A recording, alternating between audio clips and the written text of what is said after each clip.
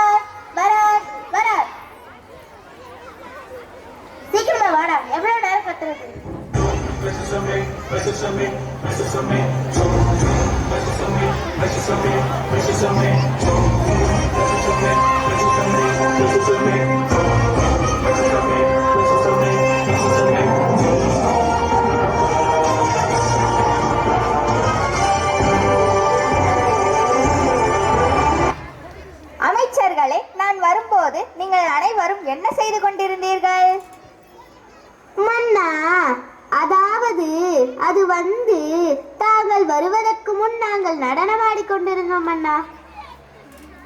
என்ன, என்னை விட்டு ஆடினீர்களா? என்ன தைரியம் உங்களுக்கு? சிவனேசா, போடுறா பாட்ட. என்ன சாரே, മനസ്സിലായോ?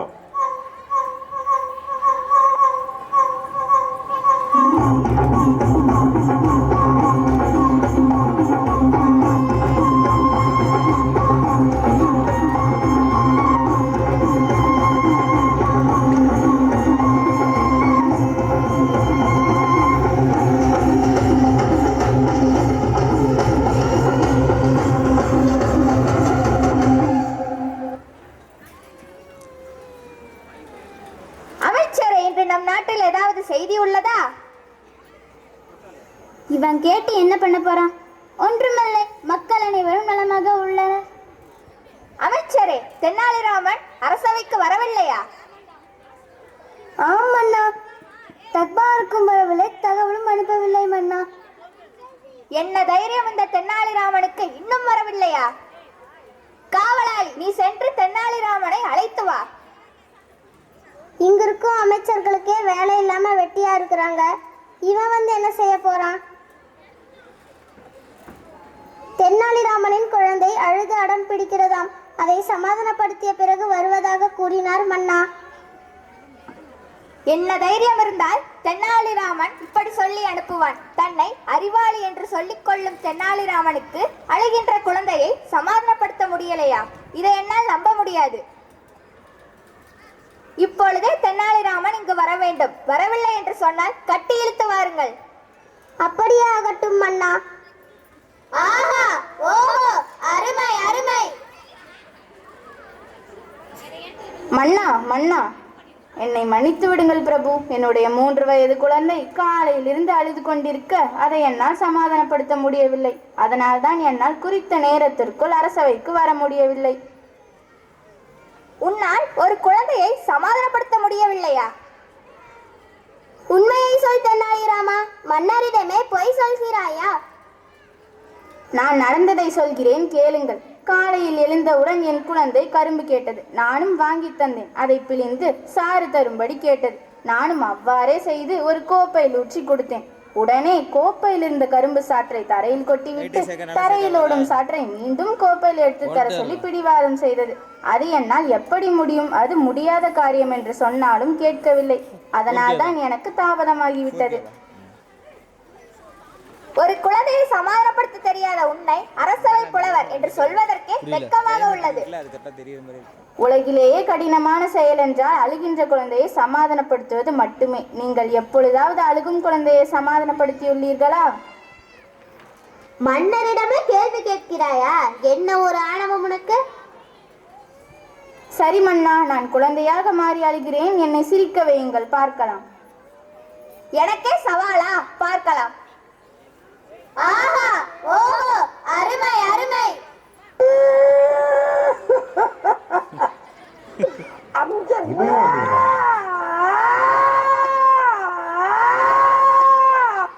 அழாதடா கண்ணு, உனக்கு என்ன வேண்டும் என்று சொல்லுடா ராஜா. பழம் தரட்டுமா? பால் கொண்டு வர சொல்லட்டுமா ராஜா? மன்னா, குழந்தையை எவ்வளவு அன்பாக கொஞ்சுகிறீர்கள். ஆஹா, ஓஹோ, அருமை அருமை. எனக்கு இது வேண்டாம். அழாதடா சமத்து குட்டி, வேற என்ன வேணும் உனக்கு? எனக்கு ஒரு பானை வேண்டும், கொண்டு வாருங்கள். சரி, பானை தானே, கொண்டு வர சொல்கிறேன். காவலாளி, சென்று ஒரு பானையை கொண்டு வா. அப்படியே ஆகட்டும் மன்னா. பானையை வைத்து விளையாட போகிறாயா? இல்லை மன்னா, பானைக்குள் இந்த அமைச்சரை போக சொல்லுங்கள்.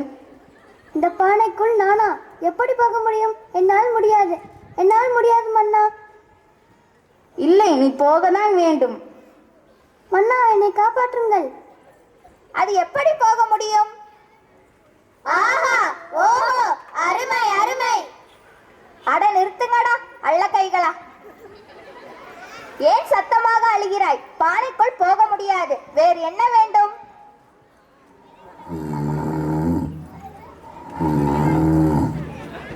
நான் குழந்தையை எப்படி சமாதானம் செய்வது என்று தெரியாமல் இருக்கிறேன். உனக்கு தூக்கமா?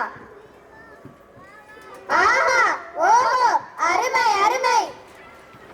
நிறுத்துங்கடா லகட பாண்டிகளா. கீழ்பண்டாரமே, குழந்தையின் அழுகையை நான் எப்படி நிறுத்துவது என்று தெரியாமல் இருக்கிறேன். நீ சாப்பிட்டு கொண்டிருக்கிறாயா? மன்னா, நான் ஒரு கடிதம் சொல்லி சிரிக்க வைக்கிறேன். குழந்தாய், எல்லைக்கு பிடிக்காத படிப்பு எது? அது போய் எலிக்கிட்ட கேளுங்கடா. அடே அறிவு கட்ட மங்குனி அமைச்சர்களே, குழந்தையின் அழுகையை நிறுத்துங்கடா. நான் அழுகும் குழந்தையை சிரிக்க வைக்கிறேன், பாருங்கள். அங்கே பாரு, ஒரு காகம் பறக்கிறது. போடா லூசு, காகம்னா பறக்க தான் செய்யும். மன்னா, நான் முயற்சி செய்கிறேன். குழந்தாய், எப்பப்பெல்லாம் உனக்கு பள்ளிக்கூடம் லீவ் விடுவாங்க? அடே முட்டாள் அமைச்சரே, அங்க உட்கார்ந்து இருக்கிறாங்களே பிரின்சிபல், அவங்க கிட்ட போய் கேளுங்க. நான் அழுகையை நிறுத்துகிறேன் மன்னா. குழந்தாய், நான் உனக்கு நீச்சல் கத்து தரட்டுமா? தரையில எப்படிரா நீச்சல் அடிக்க முடியும், முட்டாள் காவலரே? நான் பொம்மை தரட்டுமா? நீ வைத்து விளையாடுகிறாயா?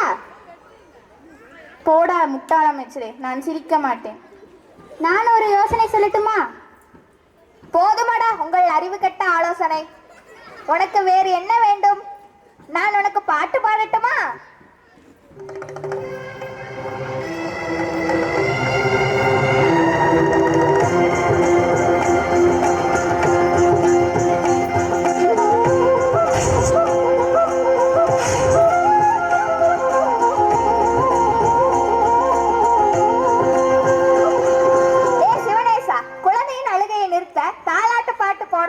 என்ன பாட்டையா போட்டு வச்சிருக்க? வேறு பாட்டு போடுமையா.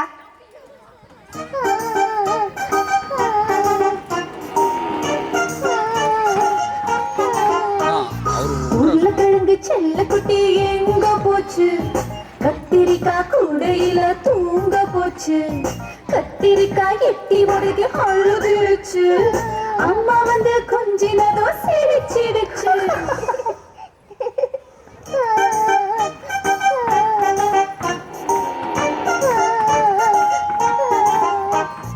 உருளைக்கிழங்கு செல்ல குட்டி எங்க போச்சு? கத்திரிக்காய் கூடையில தூங்க போச்சு. கத்திரிக்காய் எட்டி உடைக்கு அழுதுடுச்சு. அம்மா வந்து கொஞ்சினதும் சிரிச்சிடுச்சு.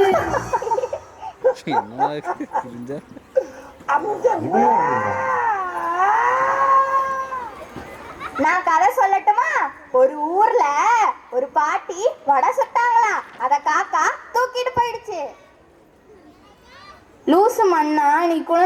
இருக்கிற போதே தூக்கிட்டு போயிடுச்சு. இன்னுமாடா இந்த கதையை சொல்லி திரியிறீங்க? இதுவும் வேண்டாமா? வேற என்ன செய்வது அமைச்சரே? சரி, போய் கொண்டு வா. செல்போனை பார்த்ததும் இவ்வளவு ஆனந்தமா? எப்படியோ குழந்தையின் அழுகையை நிறுத்திவிட்டோம். ஆனால் இது நல்ல பழக்கம் அல்ல. ஆமண்ணா. தென்னாலிராமா, நம் நாட்டு இளைஞர்கள் செல்போனால் சீரழிகிறார்கள். அவர்களை அதிலிருந்து மீட்க ஏதாவது வழி கூறுங்களேன். மன்னா, மாணவர்கள் மிக முக்கியமானவர்கள். அவர்கள்தான் நம் நாட்டின் வருங்கால தூண்கள். முதலாவது, பெற்றோர்கள் தங்கள் செல்போன்களை குழந்தைகளிடம் கொடுப்பதை தவிர்க்க வேண்டும்.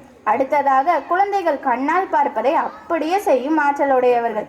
எனவே பெற்றோர்கள் வீட்டில் அதிக நேரம் தொலைக்காட்சியுடனும் தொலைபேசியுடனும் நேரத்தை செலவழிக்காமல் தங்கள் குழந்தையுடன் சேர்ந்து உண்பதும் விளையாடுவதும் பேசுவதுமாக நேரத்தை செலவழிக்க வேண்டும்.